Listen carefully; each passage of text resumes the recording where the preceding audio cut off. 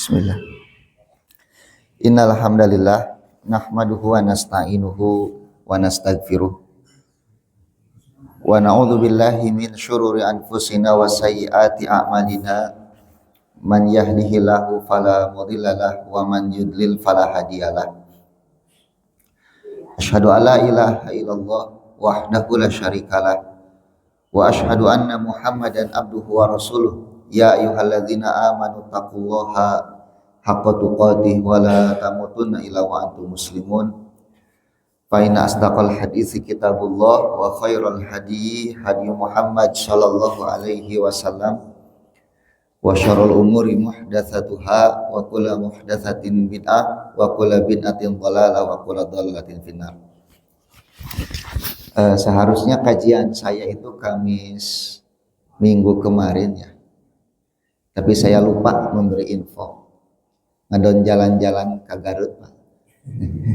Hilap. Saya itu kalau lupa suka tidak ingat, Bu.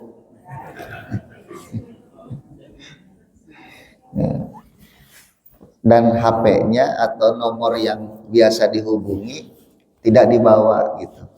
Ada di rumah. Pulang ke rumah baru ada info kajian. Jadi ini bayar hutang minggu kemarin kajian hari ini.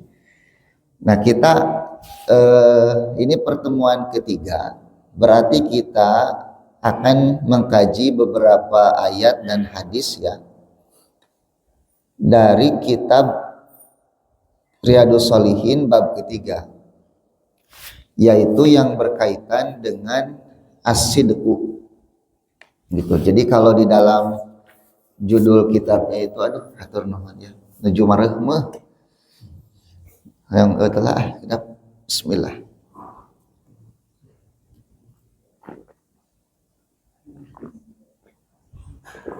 Punten kanu saum kemis dah.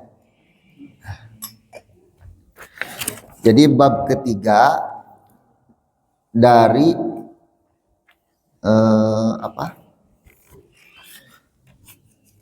Riyadhus Shalihin ketiga atau keempat kita teh ya? Oh ketiga, berarti kaliwat sabab atunya. Oh nya, harusnya kita membahas tentang asobru dulu, tentang kesabaran.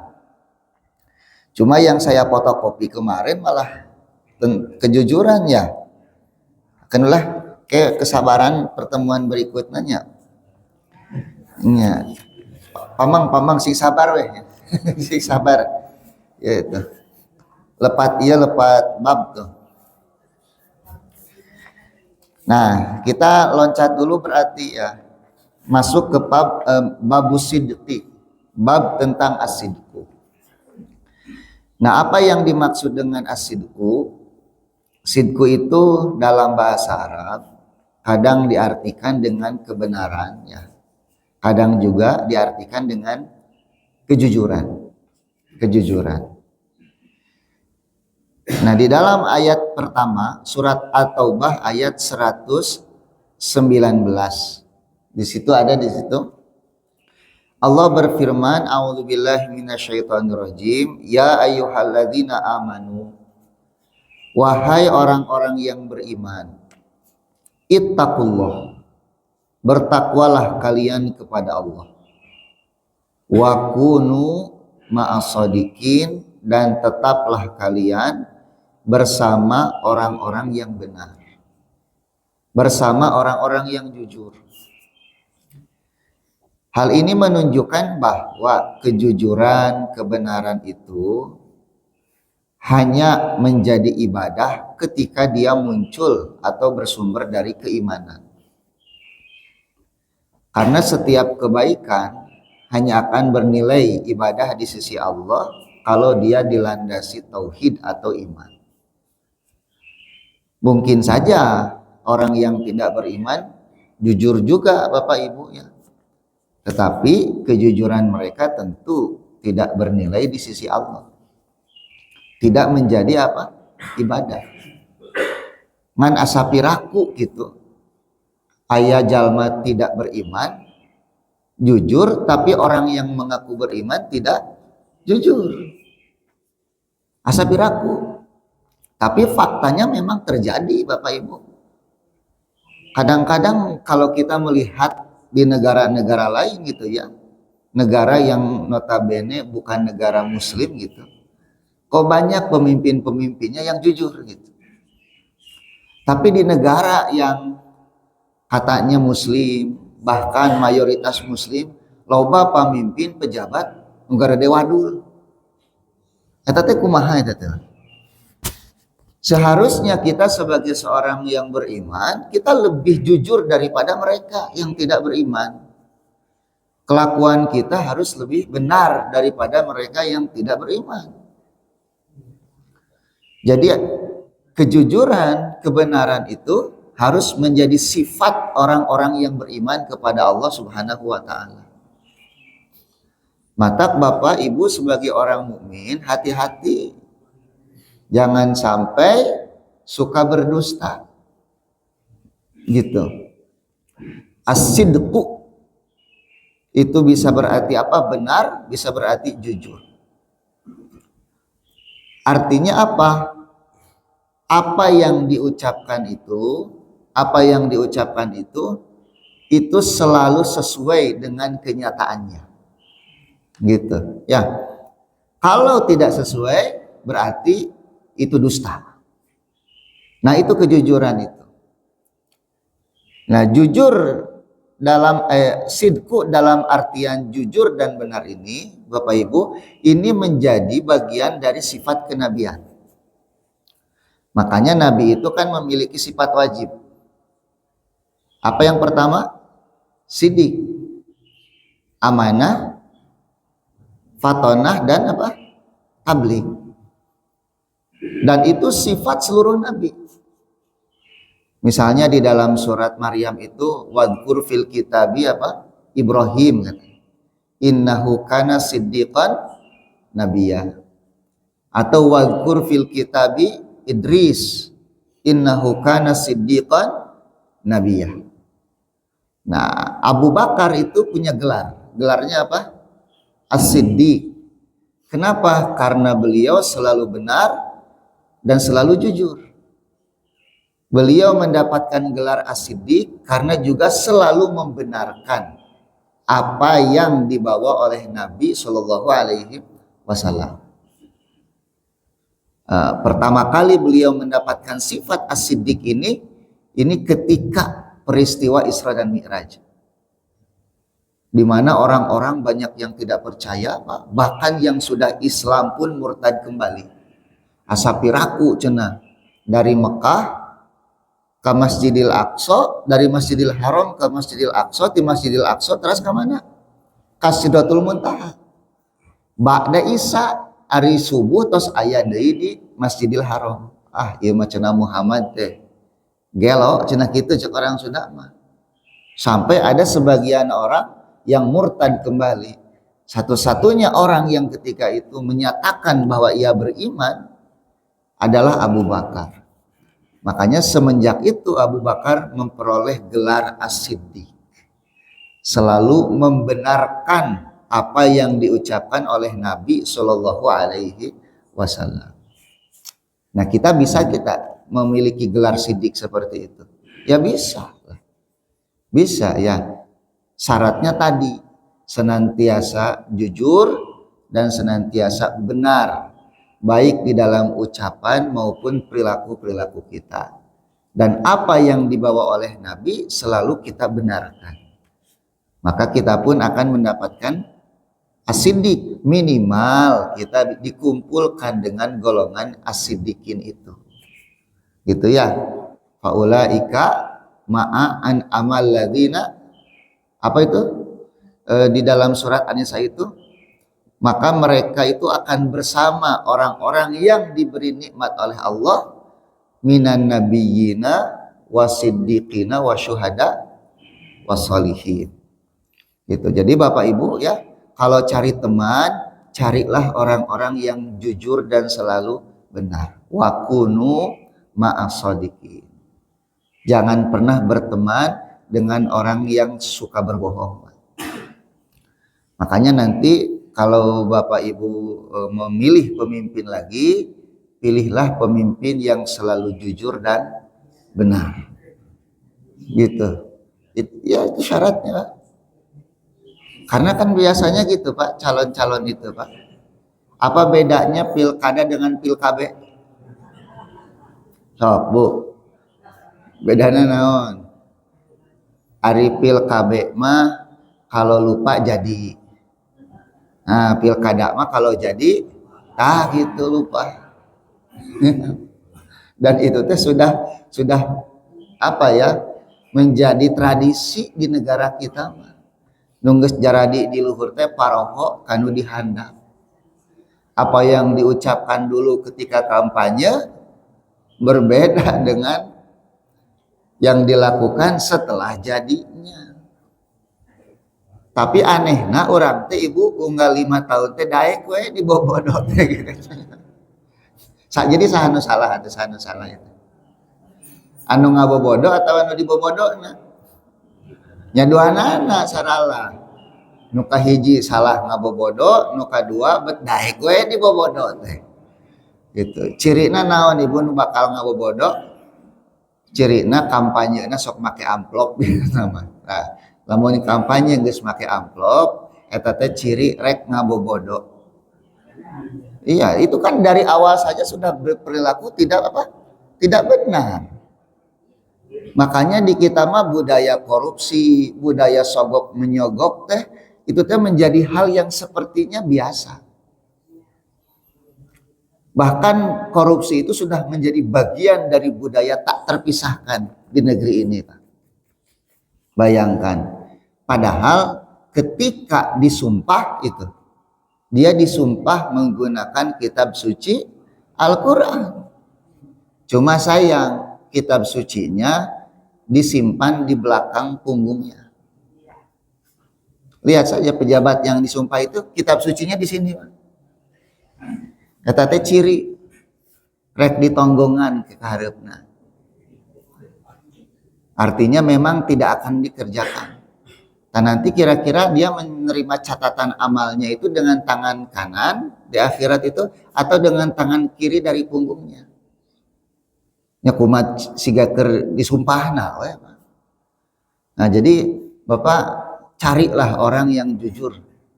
Ya ayyuhalladzina amanu taqullaha wa kunu ma'a shodiqin. Karena ketidakjujuran pemimpin, ketidakjujuran pejabat itu dampaknya menyengsarakan jutaan rakyat. Pasti seperti itu.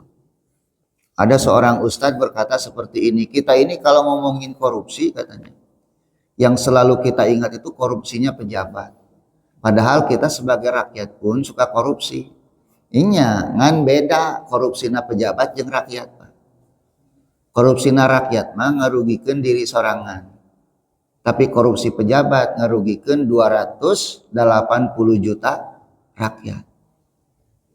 Nilainya pun jauh berbeda. Rakyat mah korupsi kadang karena terpaksa, Pak. Kadang rakyat mah maling hayam teh kulantaran lapar. Pejabat mah maling miliaran, triliunan karena memang serakah saja. Merasa tidak cukup dengan apa yang dimiliki. Makanya terus saja korupsi. Setiap ada kesempatan korupsi. Setiap ada kesempatan kolusi.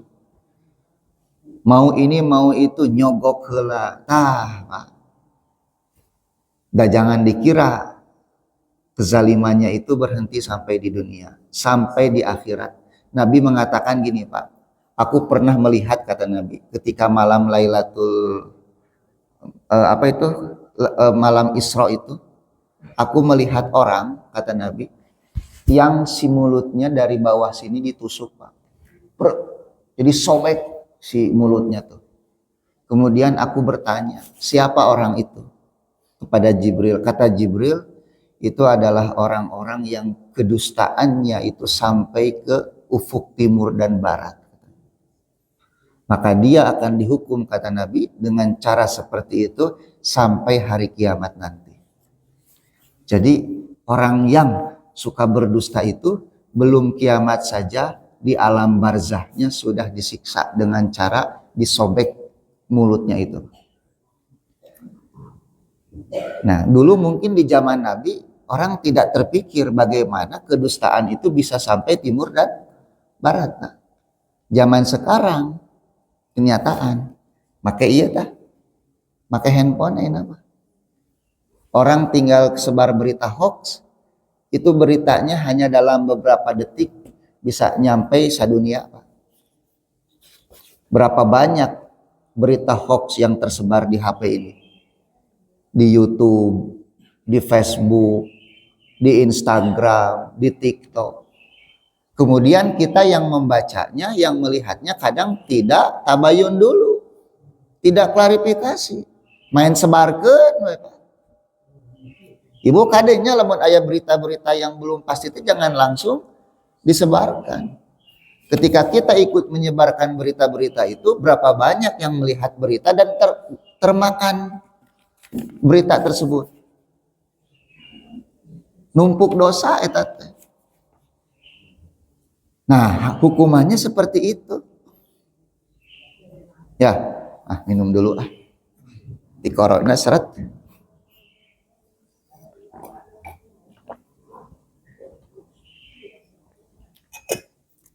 Jadi apapun berita yang masuk ke dalam notifikasi kita itu harus ditabayuni dulu, apalagi kalau berita itu berkaitan dengan kehormatan seorang muslim. Jangan mudah terpancing, terprovokasi. Walaupun berita itu benar, kita harus berpikir lagi, kira-kira ini kalau disebarkan manfaatnya apa? Gitu ya, karena ada berita yang benar tapi kalau disebarkan malah menimbulkan mudarat lebih besar. Nah, oleh sebab itu jangan mudah terprovokasi untuk menyebarkan berita-berita hoax seperti yang dilakukan oleh buzzer sekarang ini. Itu para buzzer itu Pak, ancaman hukumannya di akhirat itu aduh. Kadang buzzer mah bukan hanya memproduksi berita bohong Pak, kezaliman saja dibela. Karena bagi mereka yang penting fulus. Kullu syai'in bil fulus mulus, Pak. Nah, gitu. Teboga fulus mampus. Gitu. Itu prinsipnya buzzer itu. Nah, jadi ya ayyuhalladzina amanu, wahai orang-orang beriman, bertakwalah kepada Allah. Nah, jadi kejujuran itu bagian dari keimanan, juga bagian dari ketakwaan kepada Allah Subhanahu wa ta'ala. Wa kunu ma'as-shadiqin, jadilah kalian bersama orang-orang yang jujur. Cari teman yang jujur, cari pemimpin yang jujur, cari pasangan yang jujur. Ajarkan kejujuran kepada anak-anak kita. Jangan sampai mereka tumbuh menjadi generasi yang suka berdusta. Nah, nanti pahalanya apa? Dalam surat Al-Ahzab gitu ya. Ayat 35 Allah berfirman was-shadiqina was-shadiqat. Ini dipotong ya ayatnya. Dan laki-laki yang jujur, perempuan-perempuan yang jujur, a'addallahu lahum, Allah telah sediakan untuk mereka magfiratan, ampunan. Gitu. Selama ini kita punya persepsi bahwa untuk mendapatkan ampunan Allah itu dengan istighfar. Padahal bukan itu saja. Dengan perilaku yang jujur, dengan ucapan yang jujur dan benar, maka otomatis dosa-dosa kita itu sudah diampuni oleh Allah Subhanahu wa ta'ala. Makanya laki-laki yang jujur, perempuan yang jujur, Allah telah sediakan untuk mereka magfiratan, ampunan, wa ajron azima, dan pahala yang sangat besar. Apa pahala yang sangat besar itu maksudnya? Surga. Nabi pernah berkata seperti ini, Bu. Ana zaimu baitin fi wastil jannah, kata Nabi. Aku itu adalah pemimpin satu rumah yang berada di tengah-tengah surga. Untuk siapa rumah ini? Liman tarokal kadzib, bagi mereka yang meninggalkan dusta, wa in kana mazihan, walaupun hanya bermain-main saja. Jadi yang namanya dusta itu Bapak Ibu hukumnya haram walaupun dusta itu hanya bermain-main saja. Kita suka ngabobodo budak, jang buru gerak ibak, cepet mandi, nanti ibu bawa ke alun-alun. Si anak teh mandi saja karena ingin ke alun-alun. Beres mandi, ma ayo ke alun-alun. Kayaknya mun si bapak boga duit cenah tah gitu. Itu dosa itu. Kalau kita sudah berkata kepada anak kita seperti itu, harus seperti itu. Cepet mandi nanti dikasih permen. Anaknya mandi, permennya nggak ada. Itu dosa besar. Jadi yang namanya dusta, walaupun hanya bermain-main saja, ngabobodo budak istilahnya, itu serius di sisi Rasulullah Shallallahu Alaihi Wasallam. Ucapan Nabi yang tadi itu Nabi sampaikan kepada seorang wanita yang berkata seperti itu kepada anaknya. Jadi ada seorang wanita mengiming-imingi anaknya gitu. Kemudian Nabi bertanya, apakah betul engkau akan memberikan seperti yang engkau ucapkan? Wanita itu mengatakan, aku hanya ngabibita hungkul ya Rasulullah. Cek orang Sunda mah. Maka Nabi berkata seperti itu. Aku ini pemimpin di satu rumah di tengah surga bagi mereka yang meninggalkan apa? Dusta. Jadi orang yang berdusta tidak akan masuk ke dalam rumah itu walaupun dia berdusta bermain-main saja. Jadi kalau main-main saja dosa besar, apalagi dustanya serius gitu. Nah, dari Abdullah ibn Mas'ud qala, beliau berkata, qala Rasulullah sallallahu alaihi wasallam, sesungguhnya Rasulullah sallallahu alaihi wasallam bersabda, inna sidqa, sesungguhnya kejujuran itu yahdi ilal birri, akan menuntun kepada kebaikan. Wa innal birra yahdi ilal jannah, dan sesungguhnya kebaikan itu akan menuntun pada surga. Makanya pemimpin-pemimpin yang jujur, baik dalam ucapannya, baik di dalam perbuatannya, itu teh calon-calon surga. Sampai Nabi Shallallahu Alaihi Wasallam mengatakan, aku akan bersama beberapa orang, kata Nabi. Di antaranya adalah pemimpin yang adil, kemudian pedagang yang jujur. Aku akan seperti ini, kata Nabi, di surga nanti bersama para pedagang yang jujur. Kalau Bapak ingin bersama Nabi dan Bapak sebagai pebisnis, bisnislah dengan cara yang jujur. Kalau Bapak menjadi pemimpin, jadilah pemimpin yang jujur. Kenapa? Karena orang-orang jujur itu akan senantiasa dibimbing oleh Allah untuk melakukan kebaikan. Saya kadang membaca sejarah para pahlawan zaman dulu, Pak. Seperti Kiai Haji, siapa itu, Agus Salim ya. Beliau itu kan di zaman Soekarno itu menjadi salah satu menteri ya kalau tidak salah itu. Tapi hidupnya itu rumah saja ngontrak. Kalau hujan itu bocor dan banjir. Pernah suatu hari pindah kontrakan dan istrinya keluar dari toilet teriak-teriak. Kiai Haji Agus Salim itu. Ternyata toiletnya pas disiram lain ngerelep, Pak. Ngadon mudal deh. Bayangkan, Pak, pejabat hidup sampai seperti itu. Karena beliau punya prinsip memimpin itu menderita. Itu prinsip Agus Salim. Memimpin itu apa? Menderita. Seorang pemimpin itu harus menjadi orang yang paling terakhir kenyang. Setelah rakyatnya kenyang, baru pemimpinnya kenyang. Itu pemimpin yang jujur. Nah, zaman ayeuna mah mencari kepemimpinan, mencari jabatan itu sama dengan mencari kekayaan. Bahkan sampai ada seorang pemimpin zaman dulu itu yang listriknya tidak bisa bayar gitu. Nepikeun kapareum imahna teh lantaran teu bisa bayar listrik.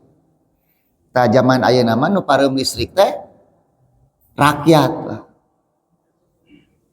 Kamari Bapak kabagian antapani parem sabaraha jam? 3 jam. Cing ari bumi pejabat pararem teh. Gak ada di kita Bapak. Pejabat itu diistimewakan. Siapa yang menggaji mereka? Rakyat. Negara kita itu 82%-nya dihidupi dari pajak rakyatnya. Sok bayangkan Pak. Negara yang begitu kaya, memiliki berbagai macam sumber daya alam, SDA, tetapi 82% dihidupi dari pajak rakyatnya. Ini kira-kira sehat tidak bernegara dengan cara seperti ini? Jangan-jangan nanti ke depan Ibu boga sapeda oge dipajak Ibu teh boga sapeda teh. Nya anu teu dipajak teh hitu tunggul teh mah. Bayangkan Pak, sedangkan di dalam Al-Qur'an sohibu maksin itu Pak, aduh, orang yang suka memungut pajak dengan semena-mena itu tempatnya di neraka itu. Ya, jadi kita berdoalah kepada Allah agar kita mendapatkan kedepannya pemimpin-pemimpin yang jujur, ya, yang sayang kepada rakyatnya.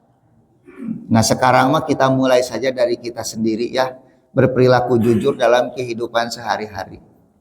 Bapak Ibu jadi apapun, jadilah orang-orang yang jujur. Kalau Bapak di sini jadi pedagang, jadilah pedagang yang jujur. Jangan suka menipu pembeli, jangan suka mengurangi takaran, jangan suka menyembunyikan aib barang. Katakan apa adanya. Dulu Nabi Muhammad itu sebelum menjadi nabi sudah punya gelar. Gelarnya apa? Al-Amin. Al-Amin itu artinya orang yang bisa apa? Dipercaya. Bahkan orang-orang kafir Quraisy ketika mau pergi, mereka selalu menitipkan barangnya kepada Nabi. Mereka tidak percaya dengan dakwah Nabi, tapi kalau mau pergi barangnya dititip kepada Nabi, karena mereka tahu Nabi itu tidak pernah berdusta. Jadi yang ditolak dari Nabi Muhammad itu apanya tuh? Kebenaran yang disampaikan. Selama ini mereka menyembah banyak Tuhan, Nabi Muhammad membawa konsep satu Tuhan, tauhid. Nah, mereka nggak terima ini. Karena kalau Tuhannya cuma satu, nanti patung yang mereka jual gak laku gitu. Jadi motifnya selain motif akidah, ada motif ekonomi di sana. Masa saya harus mengikuti Muhammad? Saya kan tukang jualan berhala. Berhala ini laku dibeli. Dengan berhala dibeli saya dapat uang. Muhammad konsepnya la ilaha illallah. Nah konsep la ilaha illallah lah yang ditolak oleh mereka itu. Karena ada kepentingan ekonominya. Adapun secara pribadinya mereka tahu Muhammad itu adalah orang yang tidak pernah berbohong. Sedari dulu mereka mengatakan Muhammad itu Al-Amin. Jadi bapak yang berdagang, yang berbisnis gitu ya, ibu yang menerima uang dari bapak, sing jujur ya ibu. Jadi uang belanja kalau masih ada, tuh bilang masih ada, jangan suka ngabohong kasih bapaknya. Pak uang belanja habis padahal aya kene. Bapak oge lamun dipenta belanja ku si ibu teh tong ngabohong wae, paribasa teu aya padahal aya. Masa ngabohong we. Cok cenah teangan tah dina eta dina loket cenah kitu. Nya we teu aya na loket teh padahal disumputkeun na kopeah biasana eta. Diselapkeun ya bapak-bapak mah itu diselapkeun. Nah, lamun si bapak pedit, ibu boleh ngambil dari dompetnya tanpa sepengetahuan bapak, tapi cukup untuk belanja. Lamun misalnya ibu teh butuhna 100.000, ulah 500.000 nyomotna eta teh. Kanu 400-na jadi haram eta hukumna. Gitu ibu ya. Nah, jadi inasidqo yahdi ilal birri wa inal birro yahdi ilal jannah. Kemudian kata Nabi wa inna rajula, dan seseorang itu layasduk, dia berlaku jujur, wa yataharra asidqa, dan dia selalu berlaku apa? Jujur, menjaga kejujurannya, hatta yuktaba indallahi siddiqan, sehingga dia ditulis di sisi Allah sebagai orang yang jujur. Jadi orang-orang yang jujur itu dicatat ku Allah teh siddiq. Nah, jadi kita itu bisakah menjadi siddiq? Bisa. Asal menjaga apa? Kejujuran kita. Jadi gelar as-siddiq itu tidak hanya diberikan kepada Abu Bakar. Kita pun bisa mendapat gelar siddiq itu dengan cara apa? Menjaga kejujuran. Tapi nggak boleh kita menambahkan as-siddiq itu di belakang nama kita. Chandra Aditya As-Siddiq, itu nggak boleh itu. Kecuali Masjid As-Siddiq, Masjid As-Siddiq mah tenan naon. Gitunya. Tapi kita menyematkan gelar As-Siddiq di belakang nama kita nggak boleh. Karena yang disematkan As-Siddiq itu hanya apa? Abu Bakar saja, gitu ya. Nah, adapun kita cukup di sisi Allah kita dicatat sebagai siddiq dengan senantiasa jujur dalam perilaku dan perbuatan kita. Nah, kebalikannya nih, ini bagi para koruptor nih. Wa innal kadhiba, kata Nabi, dan sesungguhnya dusta itu yahdi ilal fujur, menunjukkan pada dosa. Maka orang-orang yang suka berbohong ya tadi lihat, mau masuk instansi nyogok, sudah jadi pejabat korupsi, gratifikasi, tanda tangan, nu penting menang duit, Pak. Gitu itu teh. Berawal dari apa? Berawal dari sifat tidak jujur. Ada yang membeli dikurangi timbangan, ngajual barang paribasa, ieu mah barang teh kualitas nomor wahid padahal KW gitu. Nah, dia sedang mengumpulkan dosa. Makanya yang namanya dusta itu menunjukkan pada apa? Kejahatan, fujur, keburukan. Wa innal fujura yahdi ilanar, dan keburukan itu menuntun ke neraka. Wa inna rajula, dan sesungguhnya seseorang itu layak zibu, dia berdusta, wa yatahara al kadhiba, dan selalu dia berdusta, hatta yuktaba indallahi kazaban, sehingga dia dicatat di sisi Allah sebagai kadzab. Pak, dalam sejarah Islam di masa Nabi Shallallahu Alaihi Wasallam ada orang yang pertama kali mendapat gelar kadzab. Siapa, Pak? Musailamah. Orang yang mengaku-ngaku sebagai apa? Nabi. Matakna pejabat anu sok ngabohong wae sampai ditulis kadzab, para pedagang yang pendusta sampai ditulis kadzab, suami pendusta sampai ditulis kadzab, kade engke di akhirat bisi dikumpulkeun jeung si Musailamah al-kadzab gitu. Dan nanti ada suatu sosok di akhir zaman pendusta eta. Kadzab juga. Sosok itu siapa? Dajjal. Bapak Ibu tahu Dajjal itu artinya apa? Dajjal itu artinya kadzab, tukang bohong. Gitu. Sanes dada dan bujal kada Ibu Dajjal.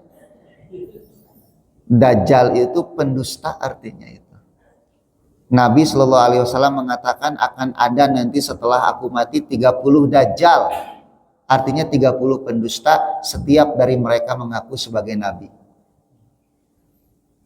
Nah, kalau kita menjadi pendusta, kita menjadi dajjal-dajjal kecil. Ya, makanya hati-hati bisa dikumpulkan jeung si Musailamah al-Kadzab, karena gelarnya sama di sisi Allah ini. Orang yang selalu berdusta itu.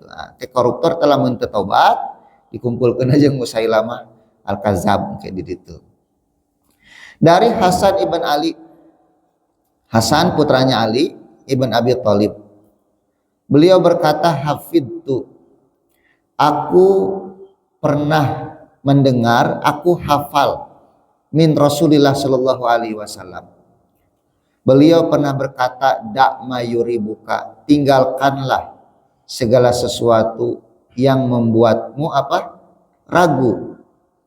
Ila ma la yuribuka, kepada sesuatu yang tidak membuatmu ragu. Fa inna sidqatu maninah, karena sesungguhnya kejujuran itu adalah ketenangan.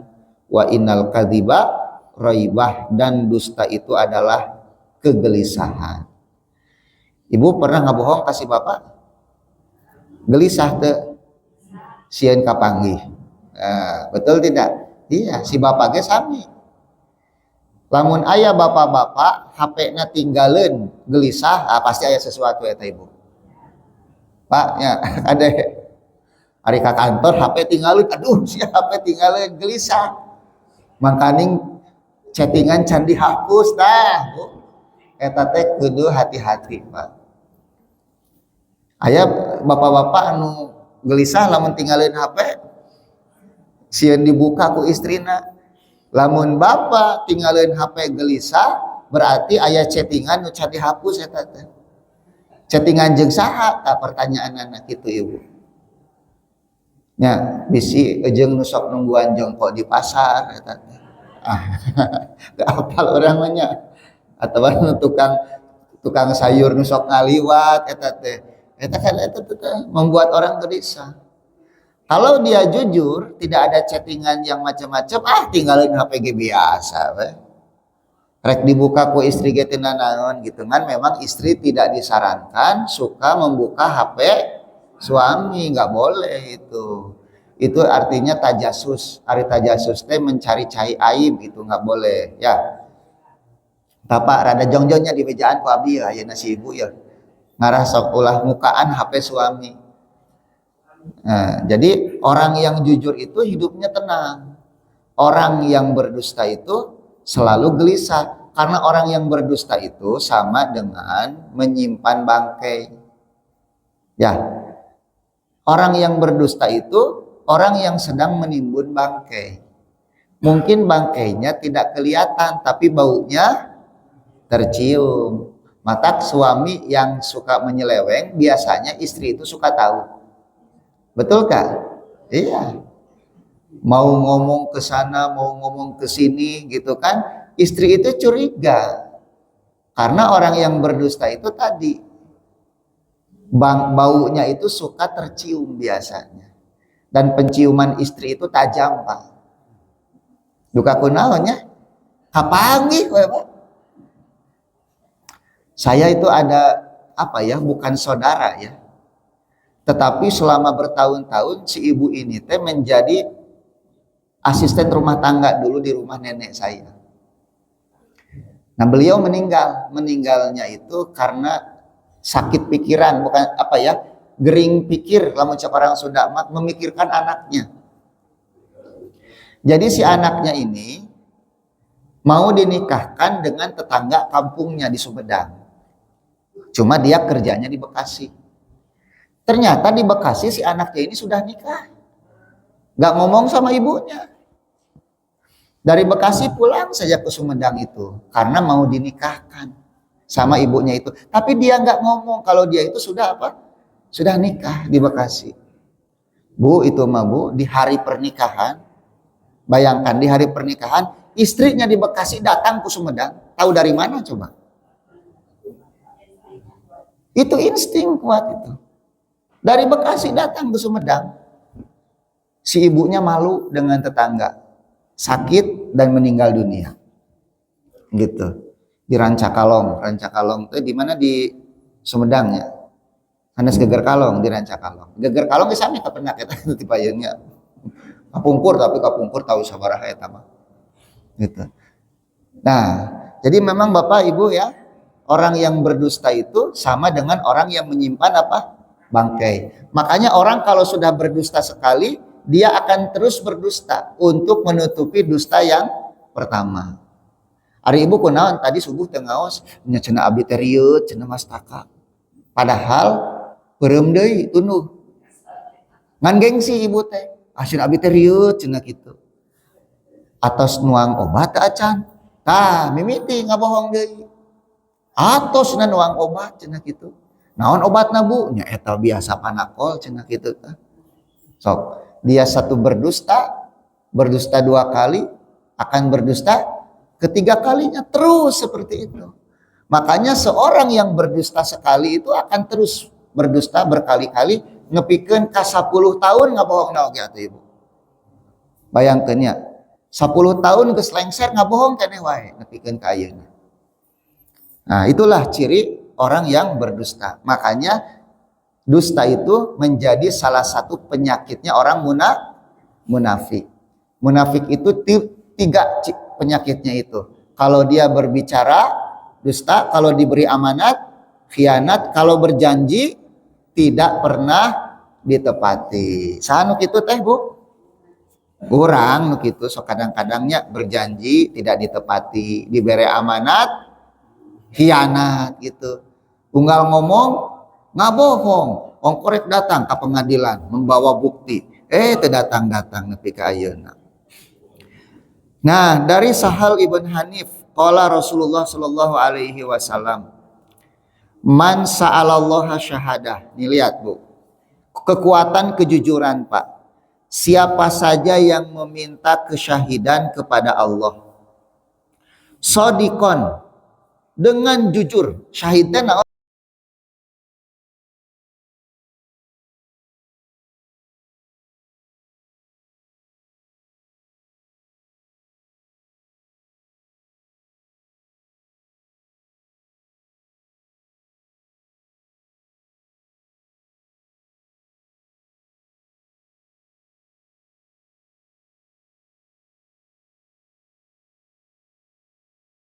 kali dalam hatinya, balaghullahu manazila syuhada, maka Allah akan menyampaikannya, menempatkan dia pada kedudukan para syuhada. Wa in mata ala firashihi, walaupun dia mati di atas tempat tidurnya.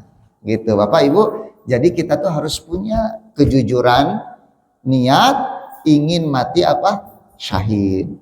Walaupun kita matinya di atas tempat tidur karena sakit dan lain hal, maka kita akan mendapatkan kedudukan para syuhada dengan niat yang jujur itu.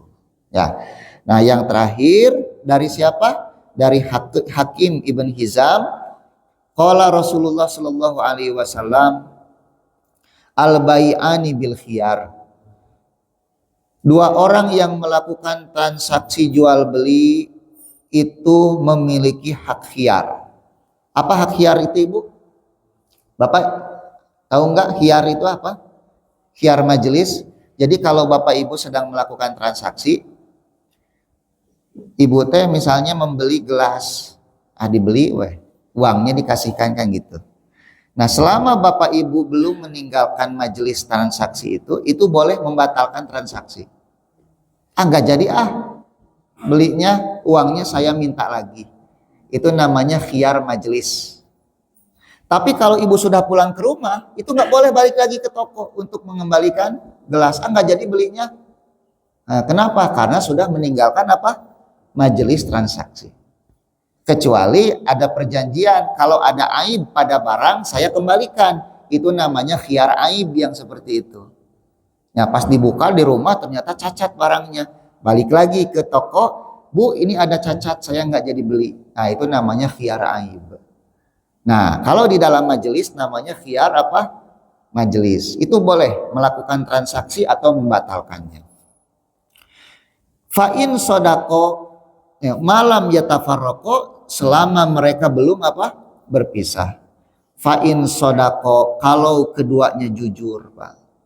Makanya seorang penjual itu tidak boleh dia menyembunyikan aib barang, tidak boleh dia mengurangi takaran, mengurangi timbangan, gitu.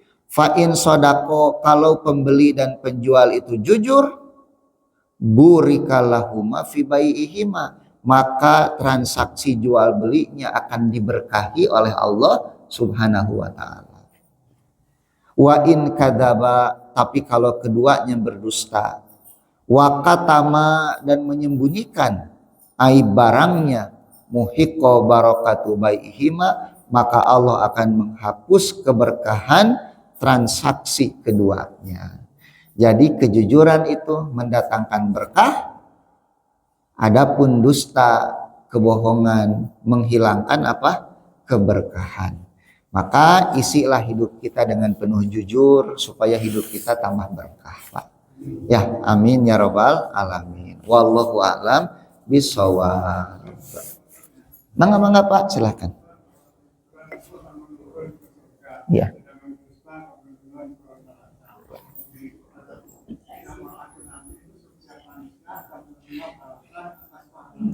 Betul.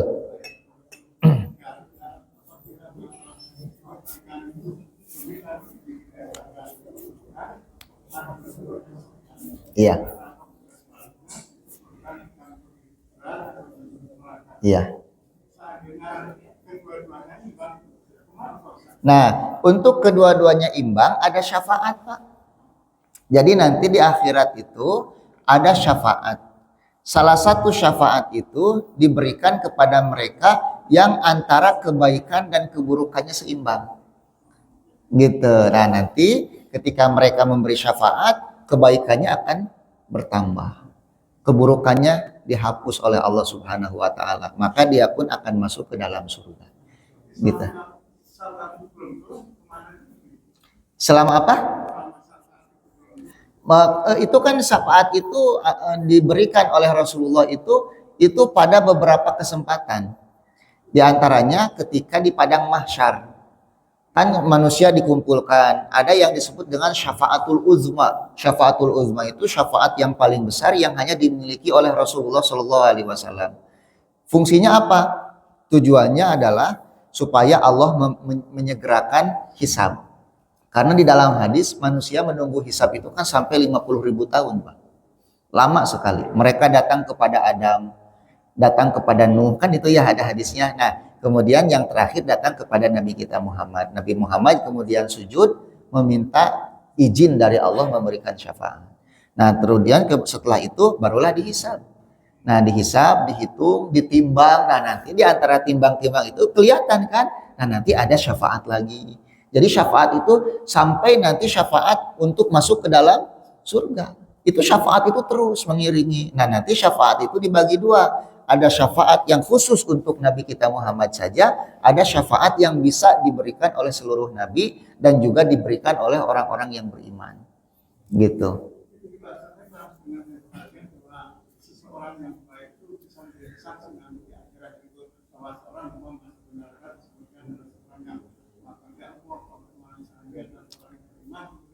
Ya, itu bagian dari syafaat orang beriman.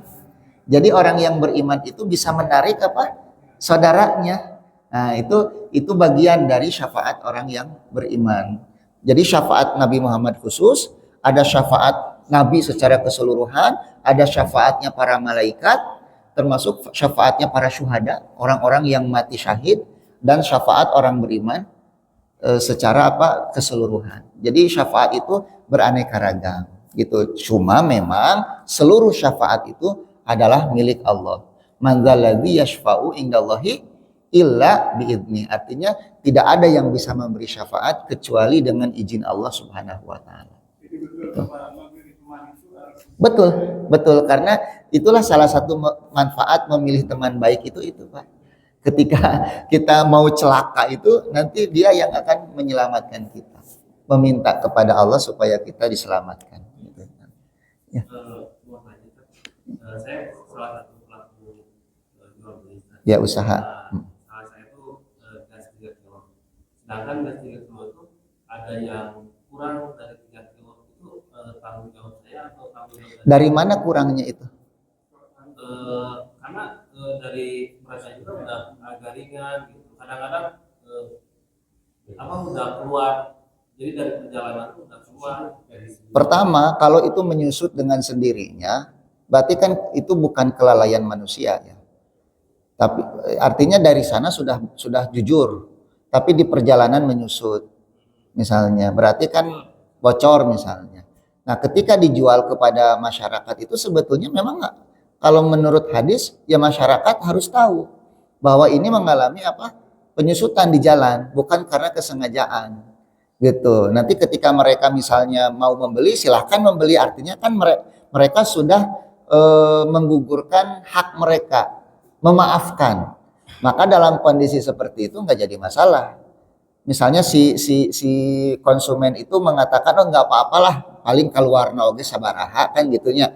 Berarti kan halal gitu. Yang tidak boleh itu aku mah nggak mau, ya berarti jangan dijual kepada orang yang nggak mau. Nah, kalau misalnya masyarakat menganggap itu hal yang biasa, gitu, karena itu satu hal yang sifatnya teknis, bukan secara disengaja, dan dia rela untuk membeli hal itu dalam kondisi dia tahu misalnya itu pasti ada pengurangan sedikit banyak, itu nggak jadi masalah gitu. Ya minimal gitu ya, kita mengedukasi kepada para pembeli kalau misalnya keluarnya gas itu sebuah keniscayaan dari proses pengantaran dari pusat ke sini, karena mungkin di dalam mobil terguncang-guncang gitu kan, atau tertusuk ada sebuah keniscayaan seperti itu, ya itu harus diedukasi masyarakat itu. Jangan sampai masyarakat itu punya anggapan dia membeli 3 kilo full penuh gitu, padahal faktanya tidak. Nah, artinya harus ada edukasi. Kalau sudah diedukasi kemudian masyarakat memahami, mengerti, dan dia memaafkan, gak jadi masalah gitu ya. Nah, jadi yang tidak boleh itu masyarakat dalam kondisi tidak tahu sama sekali gitu, dan dia mengira bahwa dia itu menerima ini saja full gitu. Kemudian kita menyembunyikan hal-hal seperti itu karena takut tidak dibeli. Karena bagaimanapun masyarakat pasti membeli gas karena dia butuh kan, nggak mungkin gitu nggak beli. Nah makanya kewajiban kita adalah mengedukasi masyarakat akan kemungkinan adanya pengurangan di perjalanan gitu ya. Wallahu a'lam bishawab. Satu lagi saja. Kalau kita beli logam mulia Iya. di konter atap Iya. itu transaksinya itu kita bisa ke majelis di beda konter kan? Jadi kita beli di sini, bayarnya itu di konter lain. Iya. Apakah itu boleh? Gak jadi masalah, itu masih dianggap sebagai satu majelis. Satu konteks, satu majelis ini berarti satu ruangan. Itu ya dan biadin, iya. Itu masih termasuk ya dan biadin, satu ruangan itu. Yang tidak boleh itu yang sifatnya ada penundaan lama. Misalnya hari ini bayar, besok kita baru terima. Hari ini bayar baru dikirim, misalnya kalau dikirim kan tentu waktunya lama seperti itu. Walaupun fatwa MUI ya, fatwa MUI sekarang membolehkan menjual emas itu tidak kontan. Dengan alasan apa? Dengan alasan bahwa emas zaman sekarang itu tidak menjadi alat tukar. Beda dengan di zaman Nabi. Kalau zaman Nabi itu kan dinar dirham itu betul-betul menjadi alat tukar. Padahal kalau kita membaca hadis-hadis Nabi, ilat atau sebabnya itu bukan karena alat tukarnya, tapi karena emasnya itu. Kalau kita melihat lafadznya itu karena emasnya, bukan karena alat tukarnya. Artinya emas yang berupa alat tukar seperti dinar, atau emas yang berupa perhiasan, atau emas yang berupa emas balok seperti itu harus yadan biadin, artinya kontan, uang diserahkan, emas diterima, walaupun berbeda konter gak jadi masalah karena tidak mempengaruhi nilainya. Tapi selang sehari nilai emas itu kan fluktuatif cepat sekali gitu. Sekarang lagi turun sekarang katanya. Sebetulnya turun naik itu karena kita menilainya dengan rupiah. Pada hakikatnya yang namanya emas itu tidak, nilainya nggak turun, nilai intrinsiknya itu nggak pernah turun. Ya, 1 dinar di zaman Nabi itu bisa membeli kambing. 1 dinar di zaman sekarang itu cukup beli kambing. 1 Jadi kita melihat emas naik turun itu karena kita menilai dengan rupiah. Yang rupiah itu sekarang sedang merosot banget gitu.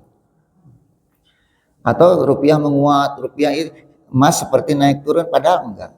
Makanya kenapa banyak orang itu menyimpan emas, karena mereka tahu emas tidak akan pernah ada turunnya. Bapak nyimpan emas hari ini, sekian tahun yang akan datang, wah itu nilainya Pak. Dulu saya pernah ketika Uyut meninggal, itu uangnya banyak Pak. Di lemari artos ditumpuk. Hari pas dibuka saperakan Pak. Sugante emas jerona. Coba kalau menyimpan emas ya. Wah beunghar meureun saya teh. Pas dibuka dibungkus sama kertas gini Pak, banyak sekali. Pas dibuka teh sudah tidak laku. Anu uang bolong tengahna gini tuh karena ini 1 sen siga gitu. Aduh, pikir-pikir coba lamun nyimpen emasnya beunghar nyimpen nu kitu. Sasen juga gitu. Wallahu a'lam bishawab. Subhanakallahumma bihamdika asyhadu alla ilaha illa anta astaghfiruka wa atubu ilaik. Assalamualaikum warahmatullahi wabarakatuh. Bapak Ibu, kan ada pengumuman, insya Allah besok subuh ada kajian dari Ustaz Yohanes Abdul Rahman, cerita kisah perjuangan beliau memualafkan di Sunda ya. Masya Allah. Orang Kalimantan, Pak? Kalimantan? Masya Allah.